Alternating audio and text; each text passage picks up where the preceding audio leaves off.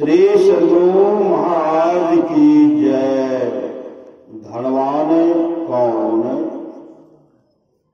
पाप का परिणाम। संत सद्गुरु महर्षि में ही परमहंस जी महाराज है। पाप का परिणाम पशु योनि। मनुष्य यह तू ही है, तेरी दुर्गति है। तेरे पाप कर्मों ने तुझे यहां पशु योनि में पटक कर यह दुख दिया है। यदि तू संभलता नहीं, तू होगा इसी स्थान पर। यदि तू संभलता नहीं, कल तू होगा इसी स्थान पर। अगर मनुष्य नहीं समझेगा वही पशु के शरीर में होगा। संपूर्ण पराधीन जीवन।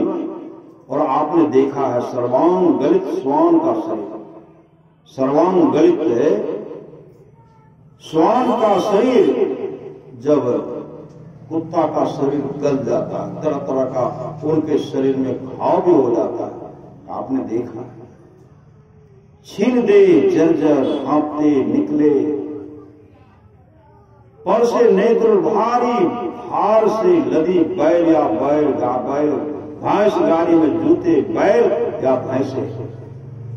दोपहर की भीषण धूप, कहीं छाया पानी नहीं, विश्राम नहीं, ऊपर से पड़ती सरासर लाठियां। भजन बिनु बैल बिराने कोई हो,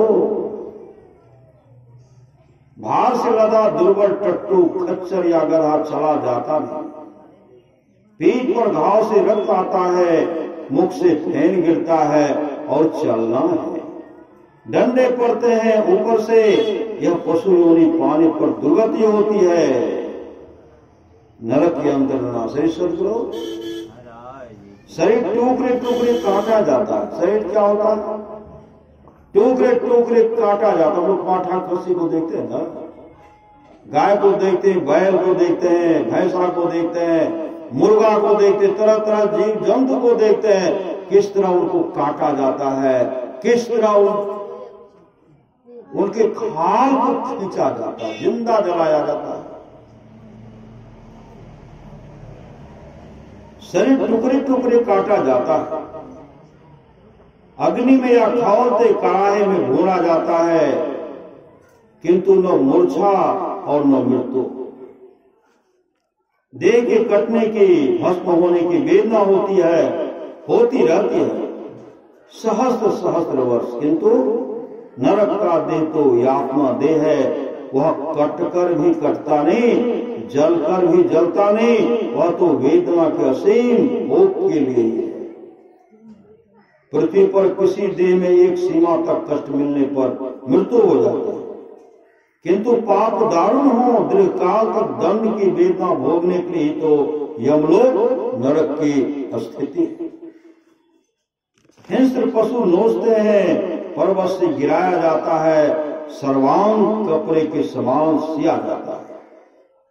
सहस्त्र सहस्त्र वर्ष आत्मा का यह क्रम अविश्राम चलता है। क्रंदन, चित्कार, दारुण वेदना नरक में। और क्या होगा? पाप में प्रवृत्त मानव क्या कर रहा है? तो अपने को नरक से बचाना है तो पाप के पथ से दूर रहना है तुझे।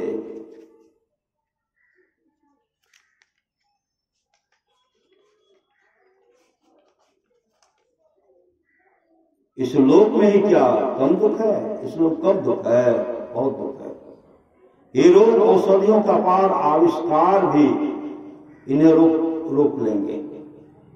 इस लोक में ही क्या कम दुख है? ये रोग औषधियों का पार आविष्कार भी इन्हें रोक लेंगे। मनुष्य के पाप का परिणाम दुख, पाप का पथ मनुष्य जब तक न छोड़ दे उसके बीज उत्पन्न तो होंगे। या हैजा और प्लेग, या क्षय और कुष्ठ, महामारियों की संख्या दिनों दिन बढ़ती जा रही है। मस्तिष्क शोथ, गर्दन तोड़ ज्वर, पीला बुखार, कैंसर, नए नए रोग उत्पन्न होते जा रहे हैं। मनुष्य जब पाप की नए नए ढंग पकड़ता जा रहा है, पाप की वृद्धि होगी तो रोग की वृद्धि को कौन रोक लेगा? ज्वर, खुजली, बवासीर, दम्मा, हनुस्तंभ, धनुष्टंकार, नहरुआ और फोड़े परंपरागत रोगों की संख्या ही कहाँ कम है? कौन सा अंग है जो रुग्ण होता हो? और कोई रोग हो, पीड़ा तो वह देता ही है। मनुष्य के पाप कर्मों के फल हैं ये रोग सुख चाहिए तो सत्कर्म में लगना ही एकमात्र मार्ग है। दारिद्र्य सब रोगों का महारोग निर्धनता है। प्राण प्रिय शिशु मरणासन्न है और औषधि का दाम नहीं। घर में कई कई दिन का उपवास, किंतु भोजन कहाँ से आए? काम नहीं मिलता कहीं। शरीर पर वस्त्र नहीं, पेट में अन्न नहीं, रहने को, सिर छिपाने को फूस की भी छाया नहीं। दरिद्रता का अभिशाप नहीं, दरिद्र सम दुख जग माही। और यह बार बार अकाल, अतिवृष्टि, बाढ़ तथा टिड्डियां, पशुओं तथा पौधों के लोग, दरिद्रता बढ़ती जा रही है, बेकारी बढ़ रही है, सरकार के सब प्रयत्नों के होते बढ़ रही है यह विपत्ति। पाप बढ़ रहा है और संतोष बढ़ रहा है और संयम बढ़ रहा है, तब सुख, शांति, समृद्धि कैसे आ सकती है? पाप की वृद्धि के साथ तो दुख, रोग, दरिद्रता ही बढ़ेंगे। श्री सद्गुरु महाराज की जय।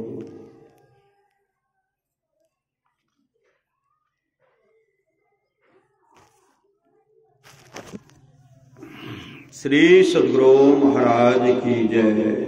इसलिए अमर मुनि का उपदेश है 100 काम को छोड़कर का स्नान करना चाहिए, 1000 काम को छोड़ करके भोजन करना चाहिए, 1,00,000 काम को छोड़ करके सत्संग करना चाहिए, करोड़ों काम को छोड़ करके अपने जीवन के बागडोर को सदगुरु के हवाले करना चाहिए। भगवान श्री कृष्ण कहते हैं, निष्पाप उद्धव जी, कोई कितना भी अश्वमेध यज्ञ कर ले, कृष्ण चंद्रायन आदि आदि व्रत कर ले, इसके द्वारा में सुलभता से प्राप्त नहीं होता।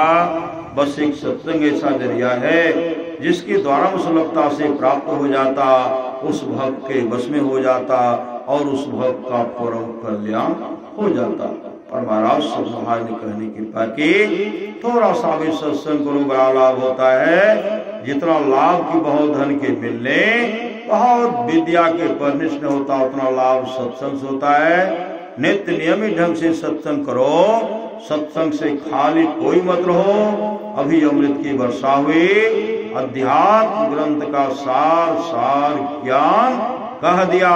जिसको याद रहा उसको अमृत मिला, जिसको याद नहीं रहा उसने अमृत को खो दिया। पुनः सद्गुरु महाराज कहते हैं, जो लोग बहुत दिनों से सत्संग करते आ रहे हैं, अभी कर रहे हैं, आगे भी करेंगे, वे सभी महासुख के भागी होंगे। श्री सद्गुरु महाराज की जय।